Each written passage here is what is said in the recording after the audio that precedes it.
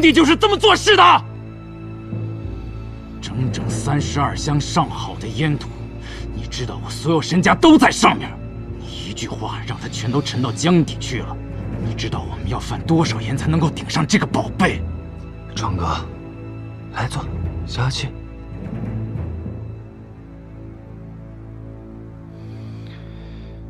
当初你找我搭伙的时候，我就跟你说过，鸦片不能碰。你老子是江州警察厅厅长，雷汉面前大红人，在江州这地界上，有谁敢对你指手画脚？我就不明白你在害怕什么。庄哥，我们是朋友，是兄弟，所以我才推心置腹的劝你，我们赚钱可以。可这鸦片是害人的东西，我们不能碰。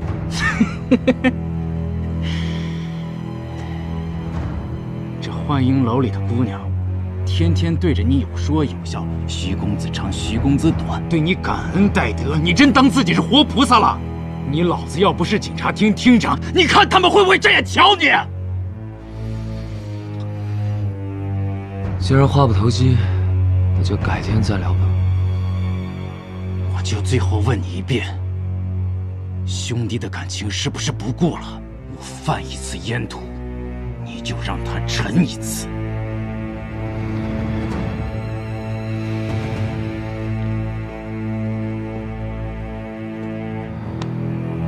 想在江州贩鸦片，除非我死。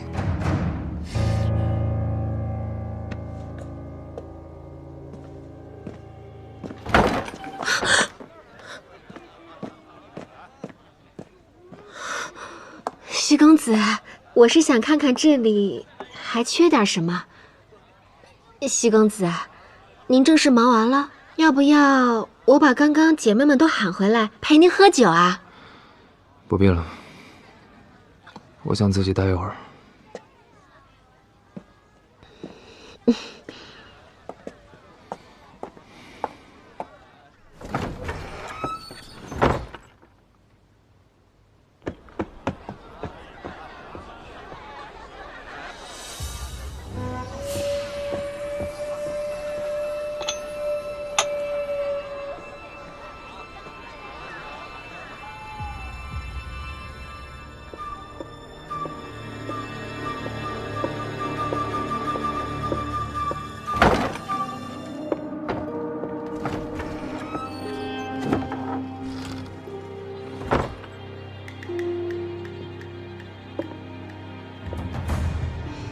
徐公子，蓉姐让我来问问您，今晚是不是要歇在这里啊？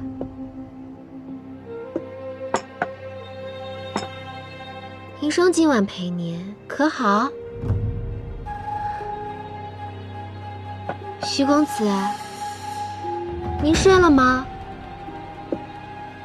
徐公子。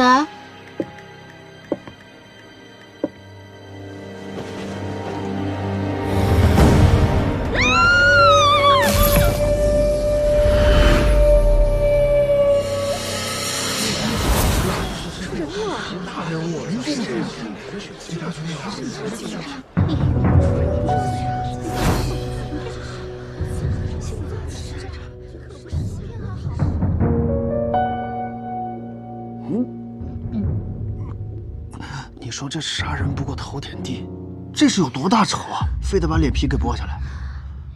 太吓人了，也不知道是啊。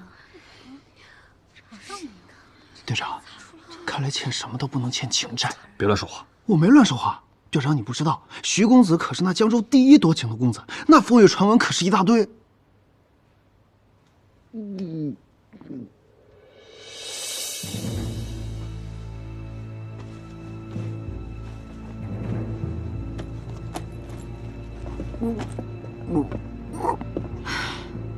徐慎行身上有很大的酒气，他应该是在醉酒的状态下被人从后背袭击，凶器是一把锋利的匕首，贯穿了整个胸口，脸部周围没有多余的创口，这说明剥脸发生在他身亡之后，否则他一旦进行挣扎，势必会留下或多或少的伤痕。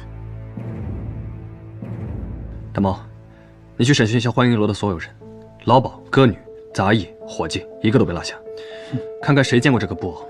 还有，徐慎行在生前遇到过什么人？有没有什么新面孔来过幻影楼？凶手在这种地方犯案，一定会留下什么蛛丝马迹。去吧。是。小陈，队长，你去通知一下徐厅长。是。哎，别说太直接啊，顺便打听一下徐府这3、5天有没有发生特别的事情，越细越好。是。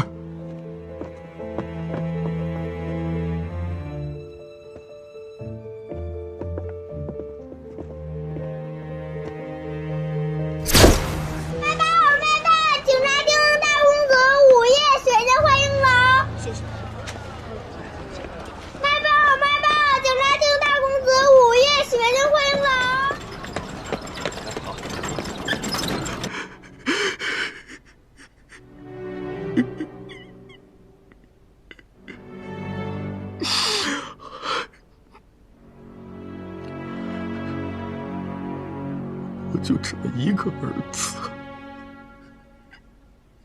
是谁伤害了他？是谁？厅长，你放心，有宋河和火乐在，他们一定会查明真相，为慎行伸冤的。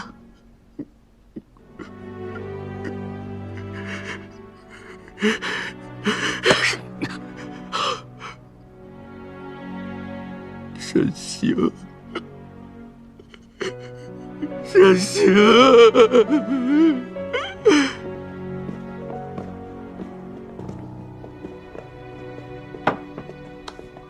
哎，火乐，哟，水都备好了。你怎么知道我们要来找你啊？我们是搭档，这又发生了命案，你不来找我，去找谁啊？来吧，说说看。本月18日晚8点钟，徐厅长的独子徐慎行乘马车来到幻影楼。据我们调查，徐慎行进入清规坊不久，他生意上的合作伙伴庄氏洋行的总经理庄思前来赴约。随后，歌女银霜听到徐慎行和庄思在屋里因为鸦片的事情吵得不欢而散。另外，据欢迎楼的护院顾随目击，案发当晚，他曾看到过一个可疑的生人，左手戴着银质尾戒。随后，他在2楼巡视的时候，又看到了那个人，而且他好像和庄思认识。综上，我有理由怀疑，这个右脸上有一个黑痣、左手戴着银色尾戒的陌生面孔，就是庄思雇凶杀害徐慎行的凶手。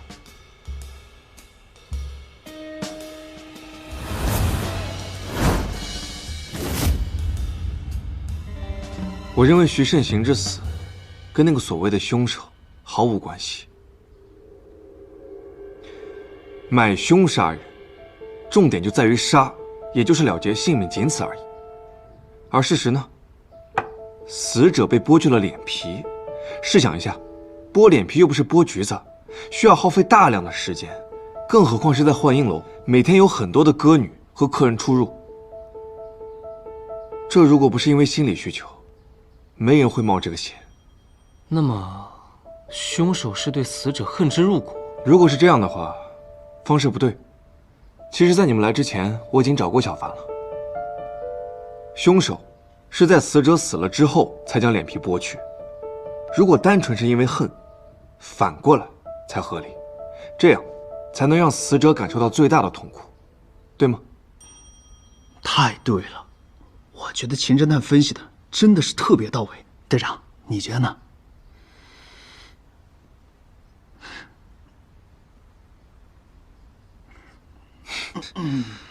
如果是买凶杀人的庄思故弄玄虚呢？我不这么认为。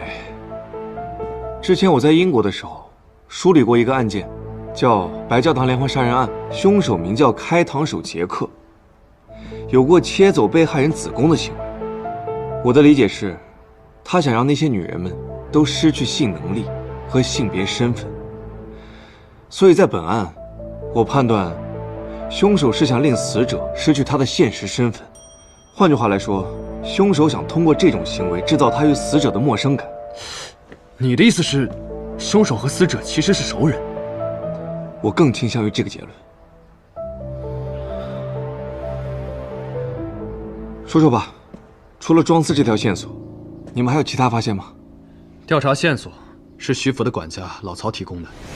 他说，在案发的前一天晚上，也就是17号，有一个黄包车夫替人送来了一封勒索信。我们家少爷那些事儿，想必你也有所耳闻。想坑他一笔钱的人多的是，所以这种信我就见怪不怪了。况且当时少爷也在家中，所以这事儿我就没在意。还能想起来那个黄包车夫长什么样吗？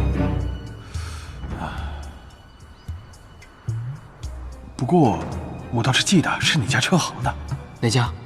妒忌。去抓住那个黄包车夫，就能知道信从哪儿来。车夫已经抓到了，写信的人也找到了。是谁？一个叫沈源的代书先生。代书先生，就是替一些不识字的人写家书、契约什么的。怪不得字这么漂亮。他人呢？失踪了。失踪了，失踪了。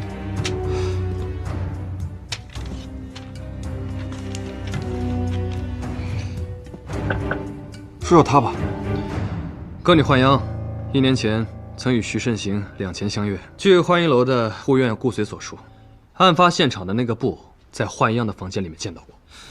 这个娃娃我在幻阳姑娘房间见过，是她的。幻阳姑娘在哪？大约在1年前，她被逐出了幻影楼。逐出了？为什么？原本她被徐公子看中，想招她入府，后来阴差阳错，事情没有成。幻阳姑娘一气之下，便拾起了去换师妹的勾当，结果东窗事发，她就被逐出了幻影楼。那她现在人在何处？南郊。去换师妹。好，我去查沈源那条线索。庄司交给我。大猫、小陈，你们再去一趟幻影楼，看看有没有什么漏掉的线索。是。事毕之后，咱们南郊老屋会合。行动。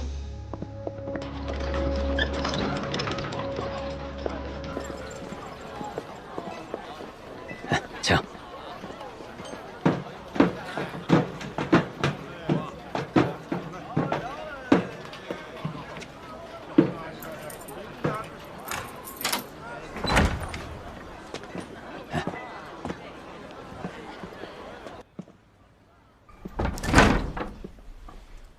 这屋子，你是什么时候租给沈源的？大概5、6年了。他做代书先生多久了？这个我记不大清楚了，反正住附近的人啊，写封家信啥的都找他。他性子温柔，有耐心，酬金又不高，有手头紧的，欠着也行。他一直独居吗？一直一个人。警官，警官，庄先生今天真的没在。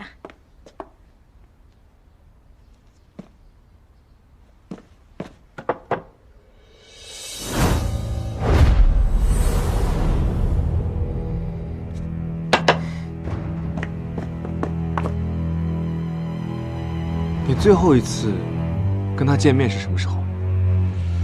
好像是前天，又好像不是。他这个人呐，平时不爱说话，见面就是点头打个招呼，所以啊，印象就不深了。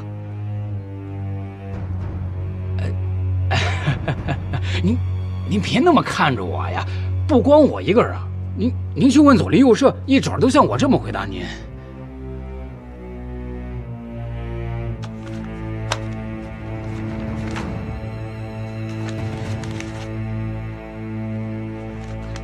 这些人呢？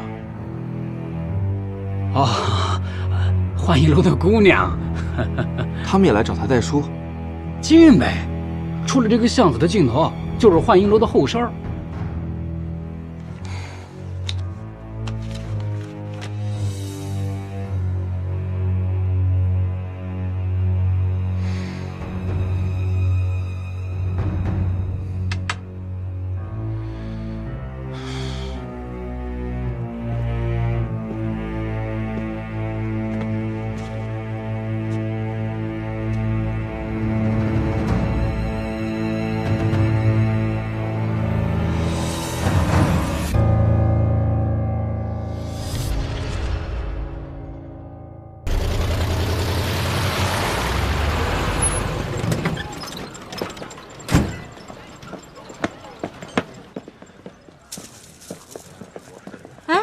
宋队长。青阳姑娘，我来找装饰洋行的庄司，劳烦您带个路。庄先生是在2楼，但是宋队长，您现在这个时候找他，恐怕不太方便。那我自己去。啊？哎，你怎么来了？查案呢？雷司令在里面呢。在。幻影楼的命案我听说了，可司令正在与庄司谈事情，任何人不得入内。你要想查，等司令走了，你随便查。啊？好，坐。雷司令，宋河，你干什么？你这个脾气迟早要你命，知不知道啊？抱歉，兄弟，我是真没办法呀。那查案一刻也耽误不得。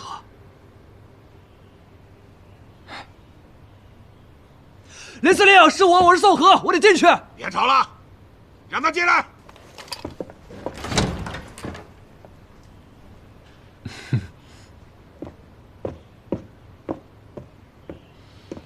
司令，嚷什么呀？抱歉，司令，我是来找他的。司令啊，宋队长是来找我的，容我跟他说2句，啊，之后我们接着喝。好。宋队长是吧？初次打交道，来，我敬你。庄老板，你应该知道我为什么来找你吧？18号那天晚上，你带了一个人去幻影楼，而后与死者徐慎行在房间里面因为贩卖鸦片的事情大吵了一架。接着，你率先离开了幻影楼，但是那个人却没有走。几个小时过后，徐慎行就被杀了。慎行不是我杀的，我刚刚可没有说是你杀的。你雇那个人花了多少钱？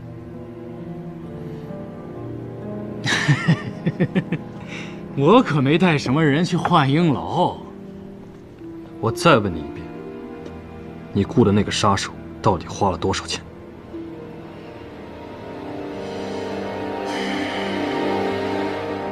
我们既然可以查清楚你们的关系，那我就一定可以找到他。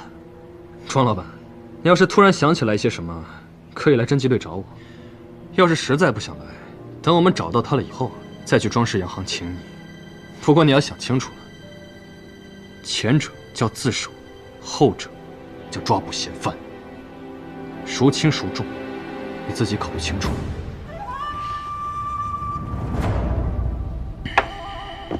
等等。宋队长，如果贩卖鸦片跟本司令有关系，你该怎么办呢？依法度办事，就算活出这条命，也要阻止司令。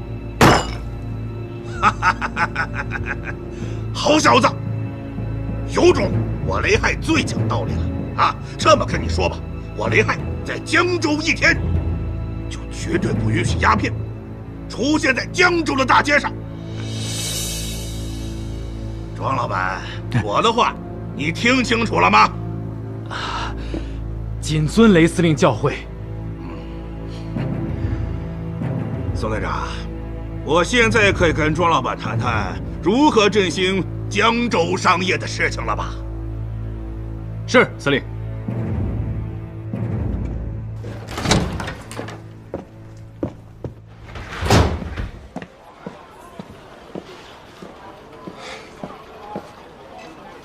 去南郊，辛苦师傅。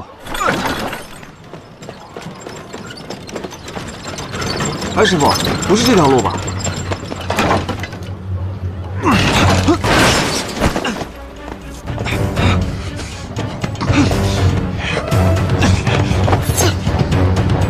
是你！上次碰见邹姐，算你小子走了狗屎运。今天的账咱一块算。哎，我说，你能别老动刀吗？巧克力它不香啊！给老子闭嘴！老子再也不会上当。小爷我六亲不认，别说什么巧克力，你现在放100块现大洋在我面前，老子照样卸你条胳膊。那这样你看行不行？你给我半年，我保证，半年之后我如数交付。半年？半年就是180多天。你说每天……嘿，又是老头子是吧？啊，没有啊，老子今儿先卸你条胳膊，半年之后我大卸8块。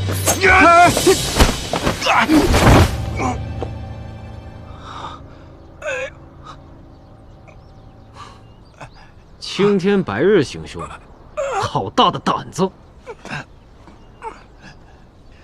少管你小爷的事！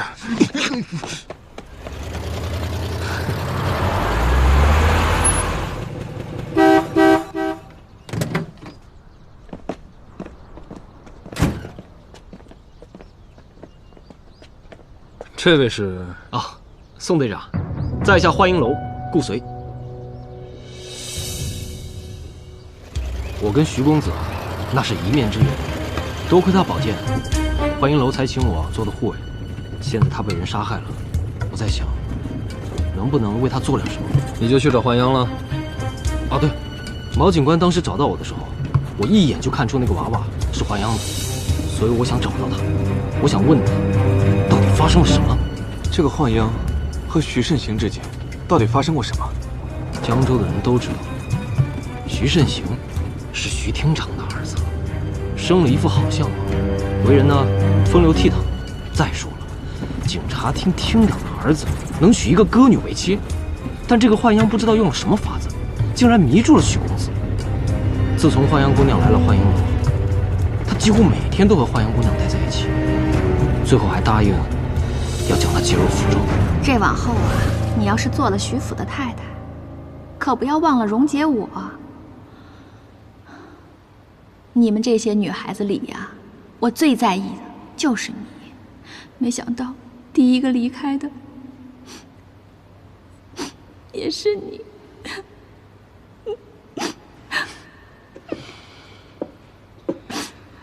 花阳心里明白，若不是妈妈穿针引线，哪有我跟慎行的今天呀？您的恩德，花阳一辈子都报答不完。那就好，那就好啊！你继续打扮，我们呀漂漂亮亮的嫁进徐府。顾随，你去看看，徐公子一会儿就来了。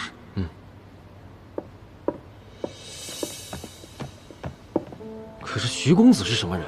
江州有名的花花公子。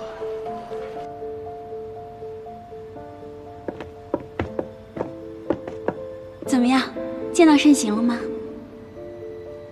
我问你话呢。见到了。那他怎么还不来？徐公子他不会来了。你什么意思啊？北城新开了一家四仪馆，里面的头牌小阿奴把徐公子缠住了。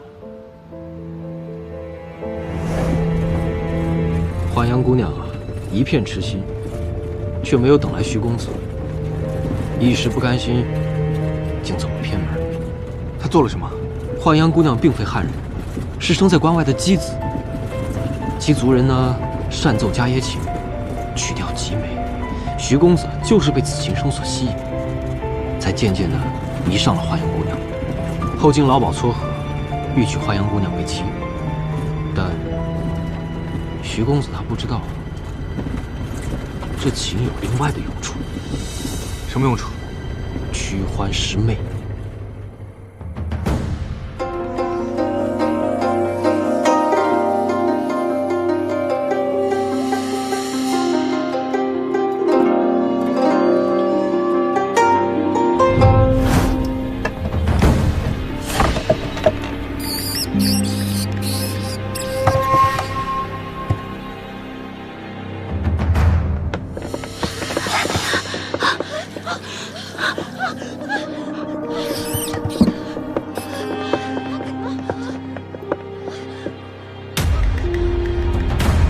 这所谓的驱欢师妹，多半是在碗里放了平时饲养欢的食物，骗人的把戏而已。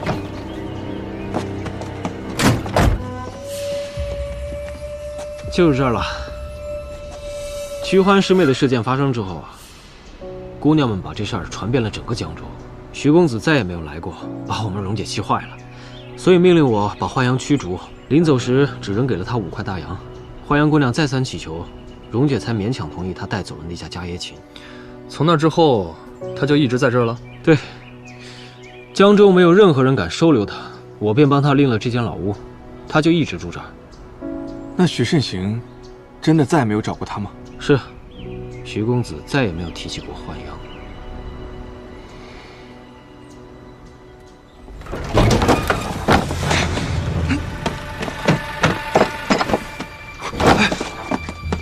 顾随身手比你好，让他去吧，我们进去看看。啊，不是。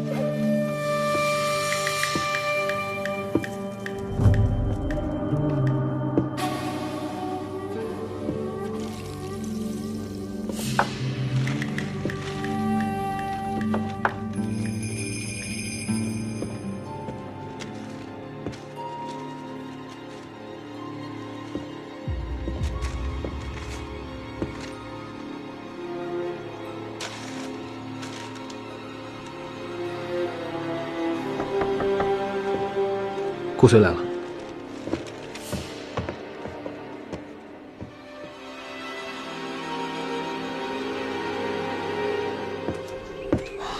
怎么样？跟丢了。会不会陈天浪？不会是他。此人身手强过一般毛贼。哎，对了，有没有什么发现？从线香点燃的程度判断，应该是刚刚被人点燃的。但从未完成的黄纸符咒上的笔墨，以及架在砚台上的毛笔来看，幻阳姑娘离开的时间已经很久了。线香应该是刚刚那个人点燃的，目的就是为了给我们制造视线障碍，方便他对我们其中某个人进行刺杀。你的意思是，他要杀我们其中一个人？线香应该是刚刚那个人点燃的，目的就是为了给我们制造视线障碍，方便他对我们其中某个人进行刺杀。你的意思是，他要杀我们其中一个人，但是没有料到我们来了3个。对。哎，幻阳姑娘人呢？她江州没有熟人的。符咒只画了一半，很显然是遇到了什么紧急的事情。是不是被人挟持了？应该不会。为什么？若是被挟持，毛笔怎么会规规矩矩架在砚台上？再说，就算是挟持，那也应该是熟人作案。对，有道理，有道理。受教了。哦，对了，你见过这个吗？这看起来好像是什么鸟的羽毛。去鸟市看看就知道了。我去吧，三教九流我熟，我去鸟市查查就知道。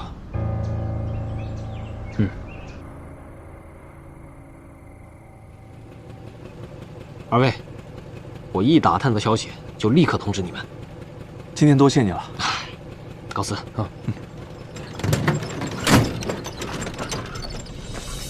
这顾随挺有意思的，身手确实不错，但是要跟我正经比划一场，我一定不会输给他。是，我们宋队长最英勇神武了。我们为什么不从庄司找突破口啊？今天白天我好好的吓唬了他一顿，为的就是引蛇出洞，引他去跟那个杀手见面。办法是个办法，但是以庄司这种身份，未必再会亲自去见他。那我们该怎么办啊？顾随不是说了吗？那个杀手右脸上有痣，左手戴银质尾戒，所以咱们就去赌方。赌方？对，从迷信的角度来说，戴尾戒的人是为了防止漏财，只有赌博的人才会在意这个吧？你怎么什么都知道？别忘了，我可是……行了，钱侦探，要是这么能算，怎么没算到今天程天浪差点线只胳膊呢？我是读心课，又不是算命的。我看差不多。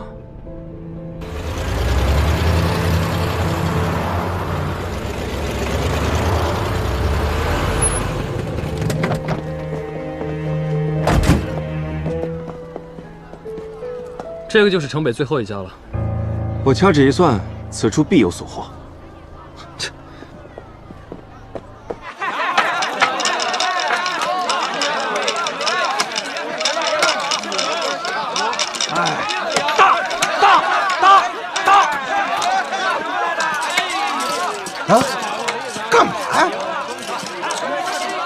开！来，5点抢。哟，在这儿呢。抱歉，认错人了。我压大啊！来，给您啊，您的必须是大，这是您的。再来一把啊！买定离手，买定离手。还要到没有？还要到没有？买定离手啊！买定离手。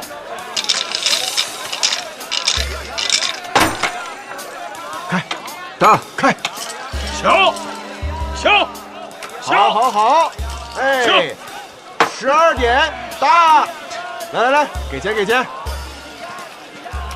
买定离手，抢，打，15点打，来，给钱，抢，16点打，爷真是好手气啊！来，这是您的，哎，这是您的，这位爷，不光人精神，手气也好啊！来，咱们再来，买定离手啊，压大压小啊，还有没有？买定离手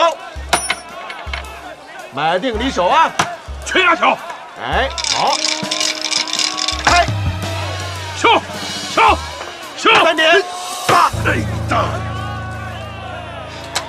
哎，这位爷，恭喜您啊！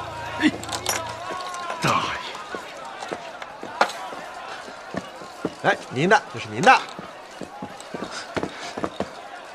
为什么不让我抓他？因为他是一个杀手，我担心你的安危。可是我的意思是，在不用武力的情况下，我有解决问题的办法。否则的话，我跟他玩了这么半天，不是白白浪费时间吗？现在面包、奶酪、炼乳和蔬菜全都齐了，我得给你做一个3明治吧。时间被你耽误的差不多了，走吧。我可不喜欢吃隔夜的3明治。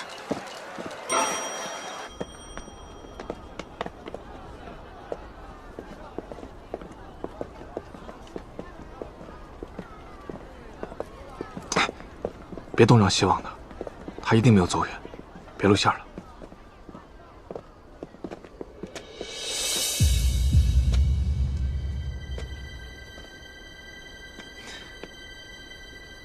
朋友，出来耍钱无非寻个乐子，输赢嘛无非运气，没必要这样吧？行了，你闭嘴吧。同样是2个肩膀扛一个脑袋，怎么你们压什么就中什么呀？就为了这个，我都说了，那是运气。我不信，你们肯定有什么秘诀。告诉你可以啊，你给多少钱啊？我就知道这里面一定有猫腻。这样，只要你把法子告诉我，价钱你随便开。随便开？你当你家开银行的呀？怎么着？想动手啊？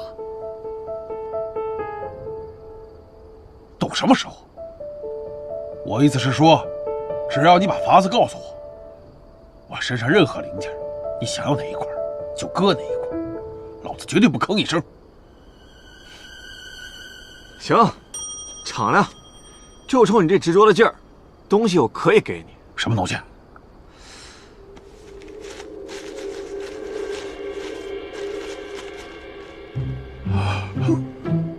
神符？这世上还真有神符这玩意儿？我一直以为是江湖骗子胡诌的呢。这大部分确实是骗子，但我这场保真。你刚也看了，我把把都赢。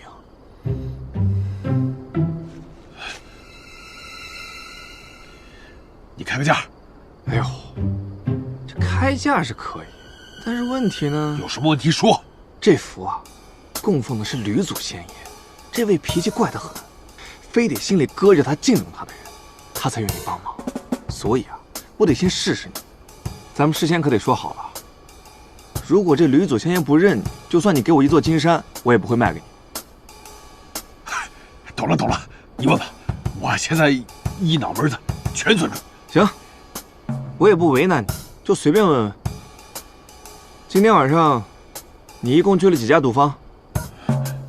禀告吕祖，2家，还有一家在城西长盛赌坊。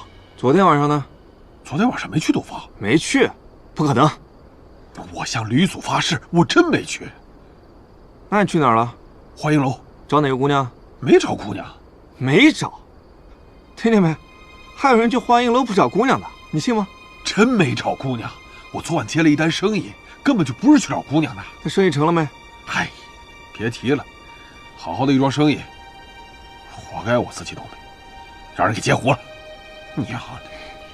你的意思是你杀徐慎行的时候他已经死了？可不是吗？我到了以后把门一推开，这徐慎行就……我可没踢过徐慎行啊！你们承不认？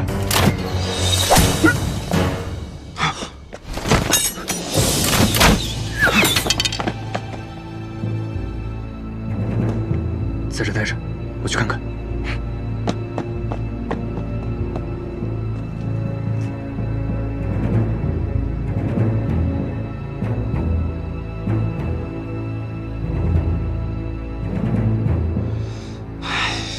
站住！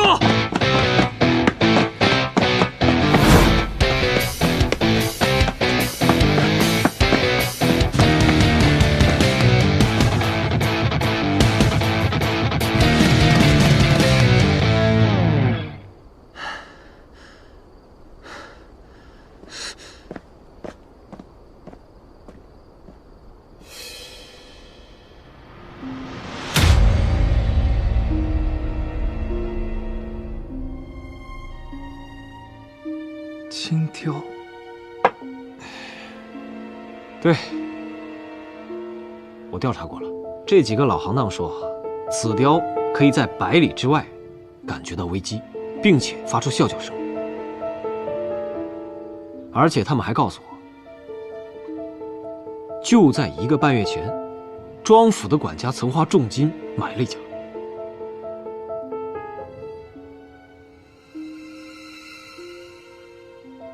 想说什么？说出来吧。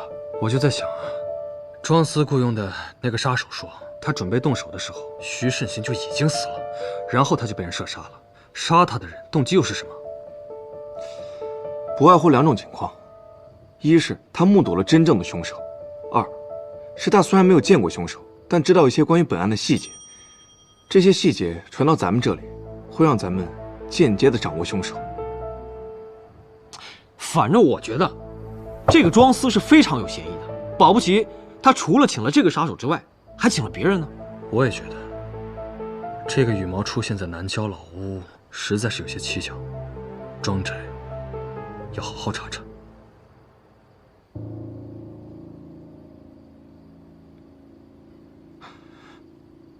不是，难道你们想夜探庄宅？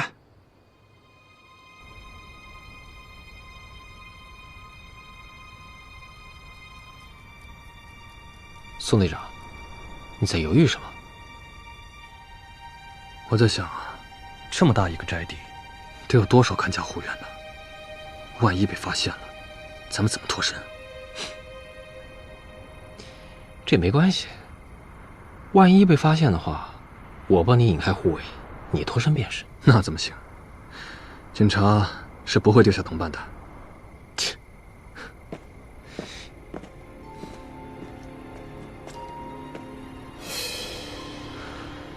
怎么了？我想起来了，在赌坊门口杀人灭口的人，我就在这跟丢的。那你的意思是，人就在这里面？看来的确是庄司派去的。那还愣着干嘛？走。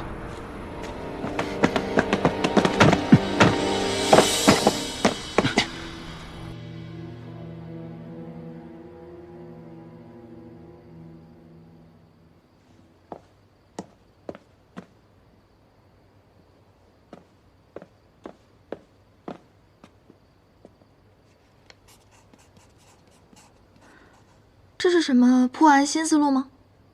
其他人呢？我是在发散一下思维。宋河和顾随他们去夜探庄宅了，毛帅和陈正他们有其他的秘密任务要进行。怎么样了？我还有很多问题没有捋顺。沈园和焕央为什么会突然消失？尤其是沈园，他在扮演着什么样的角色？我始终都没有方向。你放心吧，我相信你一定会想明白的。没有什么能够难倒我们秦审探。我哪有你说的那么无所不能啊？是吗？但是我从一开始就这么觉得呀。那是因为你从一开始就先入为主高看了我一眼。哎呀，哪有？我当时就是觉得你那套理论非常新颖。火了，先入为主。火了，我知道了，是因为我们一开始先入为主，走错了方向。我要再去看一下徐慎行的尸体。啊！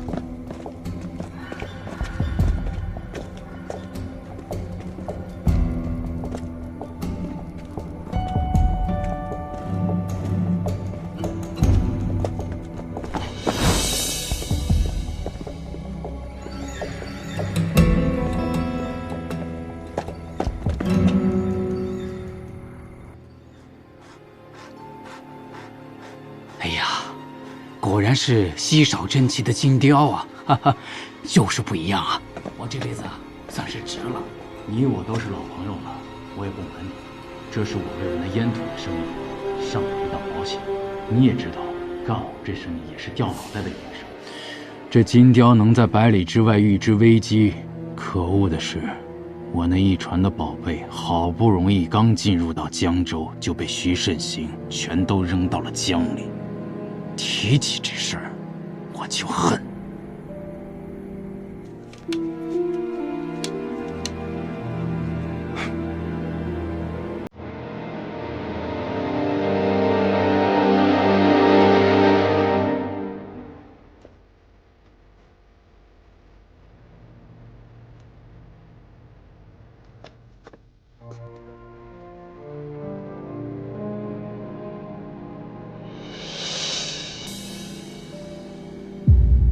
这是什么？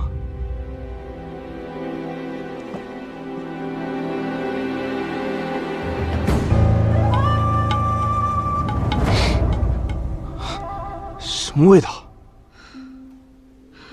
许慎行生前得了传世鬼柱的病症，